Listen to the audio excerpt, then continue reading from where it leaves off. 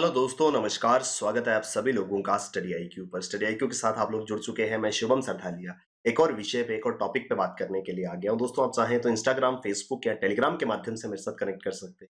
कोई भी आपका डाउट है, कोई आपकी क्वेरी है, आप मुझसे यहाँ पर पूछ सकते हैं। दोस्तों, हम जिस विषय पे बात करने वाले हैं वो संबंधित है भारत के सुरक्षा के साथ। तो हाल ही में सरकार द्वारा ये फैसला लिया गया है कि अब महिलाओं को बतौर पायलट जो है वो भारतीय वायुसेना में शामिल किया जाएगा। इस स्कीम को, इस प्रोजेक्ट को अब परमानेंट कर दिया गया है।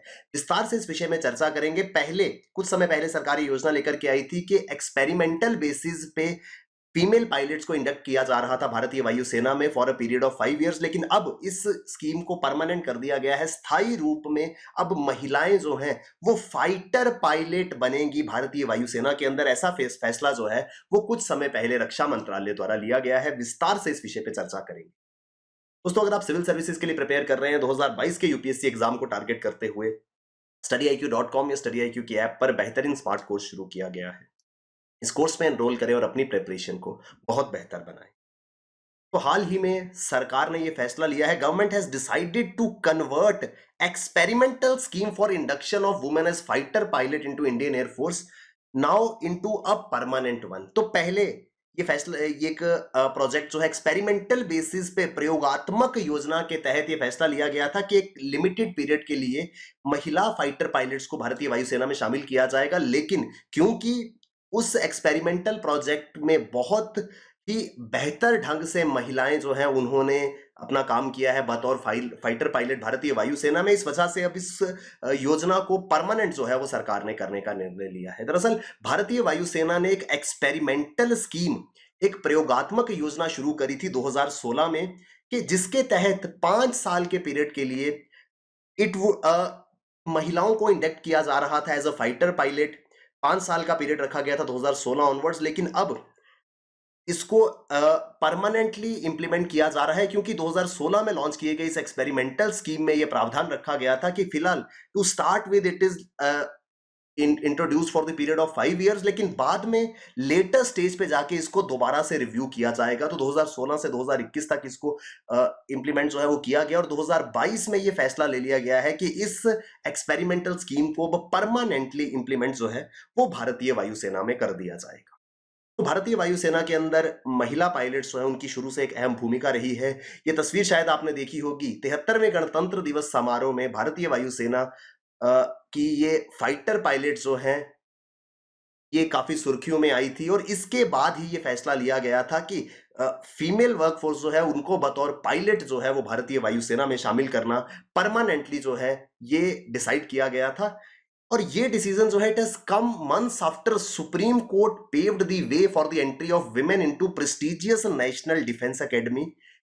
दरअसल राष्ट्रीय रक्षा एकेडमी, नेशनल डिफेंस एकेडमी, जो कि एक आर्मी कॉलेज की तरह हम इसको समझ सकते हैं, जहां पर भारतीय सेनाओं के तीनों आर्म्ड फोर्सेस के अफसरों को जो है वो प्रशिक्षित किया जाता है। एनडीए में अभी तक सिर्फ और सिर्फ मेल कैंडिडेट्स अलाउ थे। अगर महिलाएं आर्मी में बतौर अधिकारी जाना चाहती हैं तो उनको ओटीए के माध्यम से जाना पड़ता था, ऑफिसर ट्रेनिंग एकेडमी के माध्यम से जाना पड़ता था। नेशनल डिफेंस एकेडमी में अभी तक सिर्फ और सिर्फ मेल कैंडिडेट्स जो हैं उनको ही एडमिट किया जाता था। लेकिन इस विषय पे सुप्रीम कोर्ट ने कुछ ही समय पहले, कुछ महीने पहले, एक अहम रेगुलेशन जो है, एक अहम डिसीजन जो है वो लिया था, जिसके तहत महिलाओं को एनडीए में दाखिला ना देने पर सुप्रीम कोर्ट ने अपनी प्रतिक्रिया व्यक्त की थी और अलाउ किया था कि महिलाओं की एंट्री जो है वो एनडीए के थ्रू भी पॉसिबल हो। ये पूरा का पूरा मुद्दा जो है तीनों सेनाओं में महिलाओं की एंट्री को लेकर के, खास करके भारतीय वायुसेना में फीमेल पायलट्स को लेकर के उस समय ज्यादा चर्चा में आया। Women fighter pilots came into spotlight when lieutenant Shivangi Singh, India's first female pilot for the Rafale fighter aircraft. अब जानते हैं भारत ने कुछ ही समय पहले अपना अत्याधुनिक राफेल एयरक्राफ्ट जो है वो प्रोक्योर किया था और राफेल की पहली फाइटर पायलट जो है वो गणतंत्र दिवस परेड में भारतीय वायुसेना की ओर से शामिल हुई थी। और तब से ही महिला पायलट्स की भूमिका जो है उसको काफी ज्यादा प्रमोट किया जा रहा था। भारतीय वायुसेना की जो गणतंत्र दिवस की झांकी थी उस पे फ्लाइट लेफ्टिनेंट शिवांगी सिंह जो है वो उसको लीड कर रही थी। राफेल फाइटर जेट को उड़ाने वाली पहली महिला पायलट है। She was the second ever women fighter pilot to be the part of republic day parade.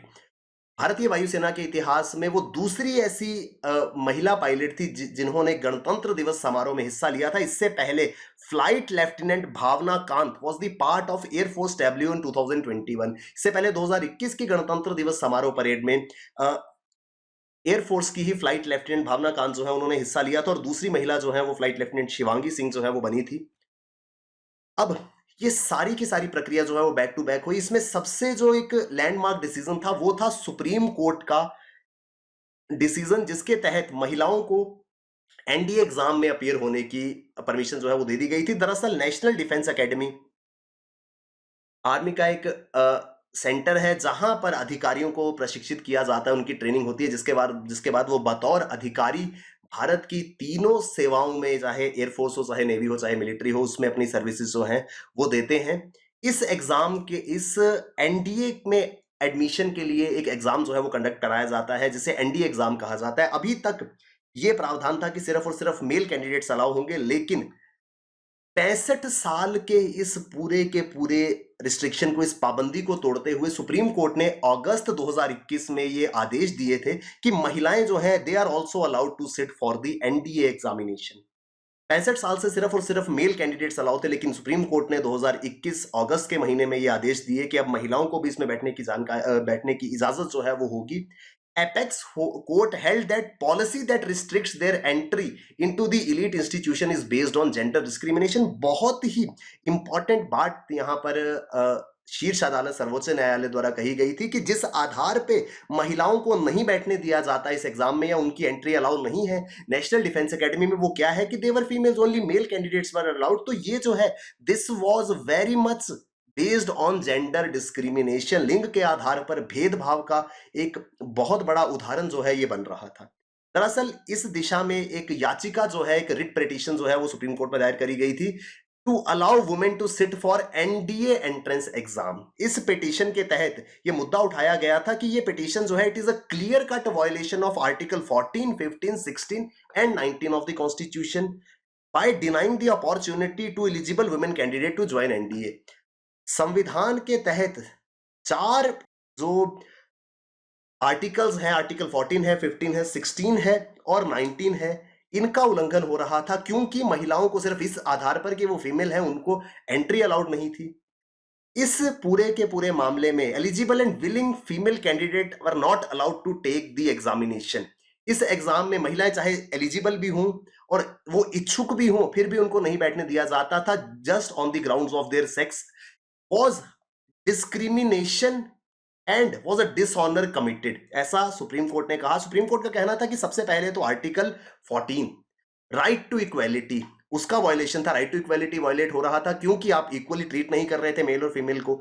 उसके बाद article 16 equal opportunities in matter of public employment, सार्वजनिक रोजगार के मामलों में समान अवसर हम नहीं दे रहे थे, हम मेल्स को अलाउ कर रहे थे, हम फीमेल्स को नहीं अलाउ कर रहे थे, इसकी वायलेशन थी। Article 19 freedom to practice a profession, किसी भी पेशे को चुनने की आजादी, ये भी वायलेट हो रहा था, क्योंकि अगर महिलाएं इच्छुक थी, वो विलिंग थी, वो जाना चाहती थी एनडीए के थ्रू आर्मी में या एयरफोर्स में या नेवी में, हम उनको वहां अलाउ नहीं कर रहे थे। एंड नॉन डिस्क्रिमिनेशन, आर्टिकल 15 का भी ये क्लियर कट वायलेशन था, क्योंकि आर्टिकल 15 कहता है prohibition of discrimination on the grounds of religion, race, caste, sex और प्लेस ऑफ बर्थ। तो यहां पर हम जेंडर, सेक्स के आधार पर महिलाओं को डिस्क्रिमिनेट कर रहे थे। तो 4 आर्टिकल जो है उनका क्लियर कट डिस्क्रिमिनेशन यहां पर हो रहा था, जिसको स्ट्रक डाउन कर दिया सुप्रीम कोर्ट ने, और ultimately female candidates were allowed to take part. और उसके बाद अगस्त 2021 के बाद जो एनडीए का एग्जाम आया, इट केम ऑन नवंबर 2021, और 2021 नवंबर के महीने में करवाए गए एनडीए एग्जाम में महिलाएं जो हैं उनको भाग लेने की अनुमति दी गई। इसके परिणाम स्वरूप out of 3 candidates 1 was a women. Her 3 candidates में, उम्मीदवारों में, एक जो है वो महिला थी जिन्होंने इस एग्जाम को अटेम्प्ट किया नवंबर 2021 में for their entry into Premier Joint Services Training Institution। Total 2021 नवंबर के एनडीए एग्जाम में 5,70,000 आवेदन आए थे। इसमें से 1,78,000 जो है वो महिलाएं थी। तो सुप्रीम कोर्ट की रूलिंग के बाद एक बहुत बड़े नंबर में फीमेल्स जो हैं उन्होंने इस एग्जाम में हिस्सा लिया। फाइनल सिलेक्शन लिस्ट में 400 कैंडिडेट्स की लिस्ट में 19 जो थी वो महिलाएं थी, जो कि अपने आप में एक बहुत बड़ा अचीवमेंट था, जो अभी तक पिछले 65 सालों में नहीं हुआ था। सुप्रीम कोर्ट के आदेश के बाद ये पॉसिबल जो है वो हो पाया था। और उसी दिशा में उसके कुछ ही महीनों बाद अब सरकार द्वारा यह फैसला किया गया है कि महिलाओं को परमानेंटली बतौर फाइटर पायलट जो है वो एयरफोर्स में एंट्री मिलेगी। दरअसल 2018 में flying officer Avani Chaturvedi of Indian air force scripted history by becoming first Indian women pilot to fly a fighter aircraft solo. अकेले लड़ाकू विमान उड़ाने वाली पहली भारतीय महिला पायलट बनी थी 2018 में भारतीय वायुसेना की flying officer Avani Chaturvedi. Avni Chaturvedi was a part of three-member women team that was commissioned as flying officer in July 2016, less than an year after the government decided to open fighter stream for women on experimental basis। जैसे मैंने आपको बताया कि 2016 में भारतीय वायुसेना ने experimental project के तहत कि एक प्रयोगात्मक योजना के तहत ये डिसाइड किया कि 5 साल की अवधि के लिए महिलाओं को इंडक्ट किया जाए बतौर फाइटर पायलट। और 2016 में ही इस एक्सपेरिमेंटल प्रोजेक्ट के इंप्लीमेंट होने के 1 साल के अंदर ही 3 फीमेल पायलट्स जो हैं उन्होंने भारतीय वायुसेना को ज्वाइन किया था। उसमें अवनी चतुर्वेदी जो थी वो एक थी, और अवनी चतुर्वेदी ने उसके कुछ ही समय बाद इतिहास रचा था। अकेले एक फाइटर एयरक्राफ्ट को उड़ाने वाली वो पहली महिला पायलट बनी थी भारत की ओर से। तो इस तरीके से चाहे एयरफोर्स हो, चाहे नेवी हो, चाहे आर्मी हो, इन तीनों ही सेवाओं में महिलाओं की भागीदारी जो है उसको बढ़ाने के दिशा में काफी सारे प्रयास जो है वो किए गए हैं। सिग्निफिकेंट प्रोग्रेस इज एविडेंट, साफ दिखाई देता है, स्पष्ट है कि किस तरीके से महिलाओं को इन तीनों सेवाओं में हिस्सा बनाने के लिए प्रयास जो है वो किए जा रहे हैं। लेकिन फिर भी अभी एक लंबी दूरी जो है उसको तय करना है। महिलाओं की पार्टिसिपेशन बड़ी तो है तीनों सेनाओं में, लेकिन फिर भी अगर हम रेशो में देखें, प्रपोर्शन देखें, तो 0.59% officers in army are women. Army के अंदर, थल सेना के अंदर मात्र 0.59% फीमेल ऑफिसर्स हैं।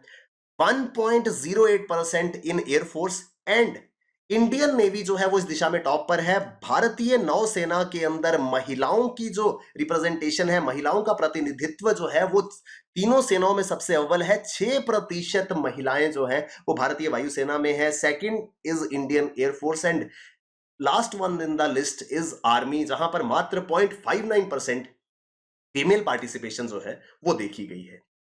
तो ये पूरा का पूरा न्यूज आर्टिकल, क्योंकि रक्षा मंत्रालय ने यह फैसला किया है कि महिलाओं को बतौर फाइटर पायलट जो है अब स्थायी रूप से परमानेंटली भारतीय वायुसेना का हिस्सा बनाया जाएगा। इस विषय पे हम लोग बात कर रहे थे। आई होप हमको विस्तार से ये पूरा का पूरा आर्टिकल समझ में आया होगा। दोस्तों, अगर आप सिविल सर्विसेज के लिए प्रिपेयर कर रहे हैं 2022 के यूपीएससी एग्जाम को टारगेट करते हुए studiiq.com या studiiq की ऐप पर आपके लिए बेहतरीन स्मार्ट कोर्स शुरू किया गया है। इस कोर्स में एनरोल करें और अपनी प्रिपरेशन को शानदार बनाएं। Thank you very much, all the best, keep working hard, bye bye, take care, जय हिंद।